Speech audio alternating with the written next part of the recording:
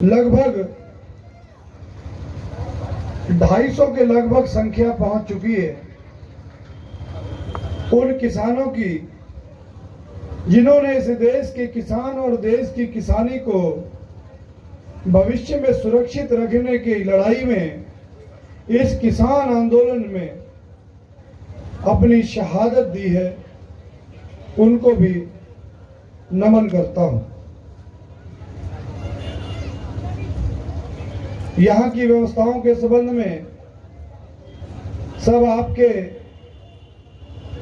सहयोग से चल रही हैं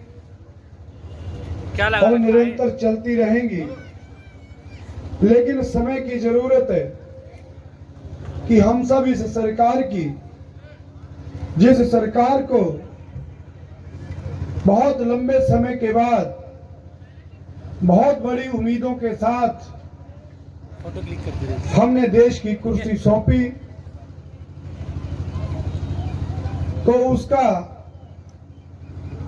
अब बना फिर हिसाब किताब लगाना, सोचना, ये हम सब का भी कर्तव्य बन जाता है। और उसी कर्तव्य को लेकर के हम सब इस मंच के सामने इस सड़क पर बैठे हैं। तो आज के दिन उस सरकार को अपनी उपस्थिति जरूर बताओ कि आज के दिन हमारे जवान पुलवामा में शहीद हुए, हमारे बेटे, हमारे भाई,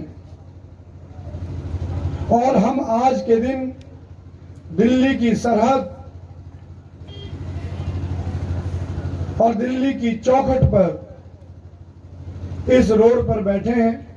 तो एक जोरदार उद्घोष हम सबका जरूर होना चाहिए दिल्ली की सरकार को बताने के लिए। सबसे निवेदन है मेरा, जो लोग भी इस आंदोलन में शामिल हैं और जहां पर वास्तव में हैं और आंदोलन में ही हैं, उनसे निवेदन है कि मुट्ठियां बंद करके, दोनों हाथ ऊपर करके आपने जोरदार उद्घोष करना है। कम से कम प्रधानमंत्री के कार्यालय तक तो आवाज जानी चाहिए भाई, हम किसानों की। तो जोरदार उद्घोष करना भाई।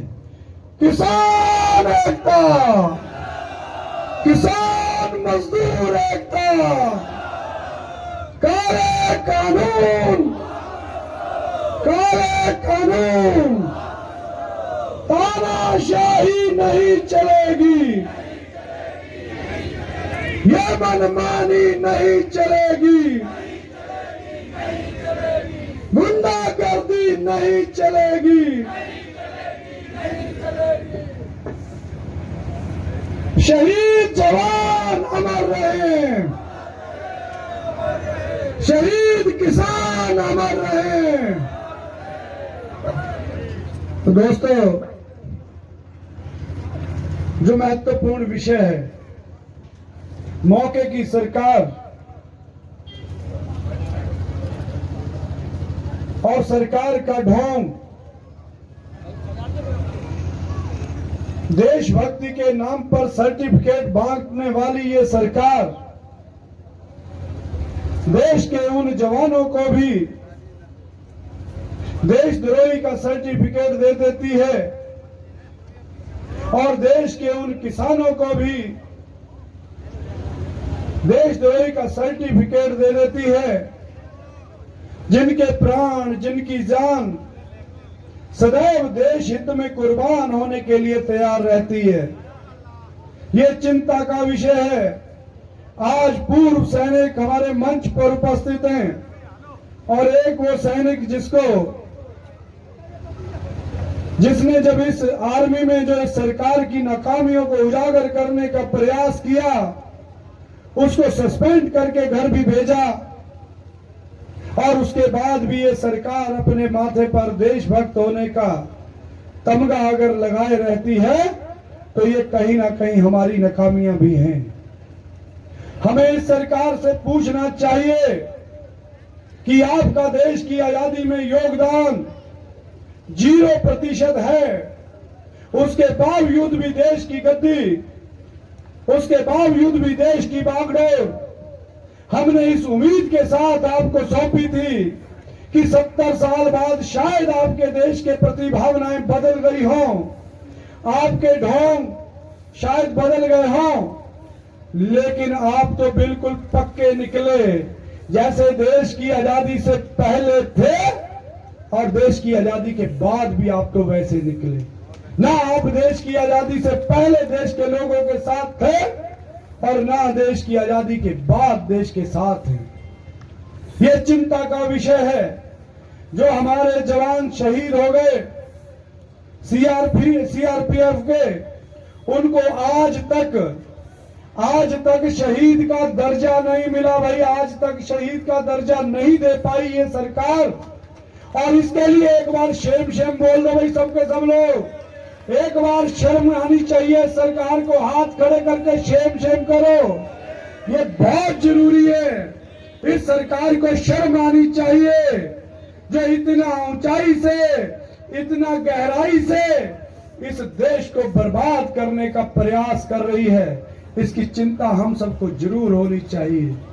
ये शेम इसलिए कहना जरूरी है कि आप देश के जवानों को शहीद का दर्जा न दे पाए, आप देश के शहीद किसानों को श्रद्धांजलि न दे पाए, आप सरकार आखिर है किसकी, ये सिद्ध तो करो। इस सरकार से जरूर हमारा सवाल बनता है कि सरकार में कुछ सांसदों ने जब ये तय किया कि हम संसद में किसानों को श्रद्धांजलि देंगे, तो आपने उनके लिए शेम बोला था भाई।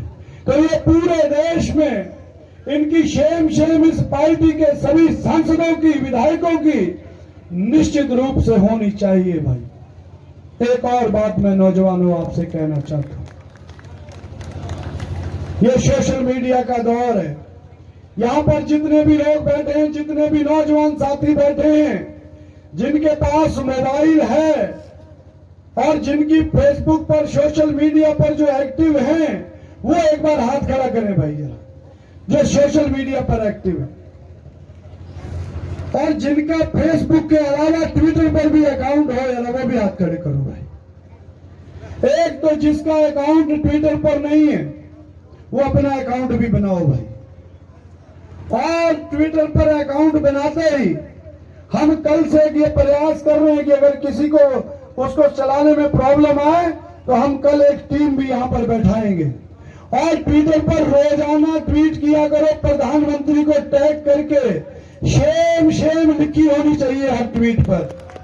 ये ध्यान कर लो नौजवानों, ये आपकी बहुत बड़ी जिम्मेदारी है। हर ट्वीट पर रोजाना सुबह उठते ही, चाय पीने से पहले एक ट्वीट, नाश्ता करने से पहले एक ट्वीट, खाना खाने से पहले एक ट्वीट और सोने से पहले ट्वीट करके सो। और शेम जरूर लिखनी है आपने। ये संकल्प लो भाई सब लोग, पक्की बात है भाई। ये कल से दिखना चाहिए जरूर। और फेसबुक पर भी इन नेताओं को टैग करके ये जरूर लगाओ भाई। ये ताली बजवाते हैं, ये थाली बजवाते हैं, न जाने क्या क्या बजाते देश का बाजा बजा दिया इन लोगों ने। यार आपकी जिम्मेदारी बनती है, आपकी जिम्मेदारी बनती है। सभी नौजवानों से निवेदन करता हूं कि आप इस बात को समझें, और बहुत जरूरी है, इस मंच पर समय की भी बाध्यता है और मैं उस समय का भी जरूर पालन करूंगा। मैं तो सूचनाएं देने के लिए वैसे उठाया था खिंडा जी ने, तो आज का दिन जो पुलवामा के शहीदों को और किसानों को समर्पित है, तो मैंने एक दो बातें आप नौजवानों से जरूर कही है। इसका जिक्र और फिक्र जरूर करना।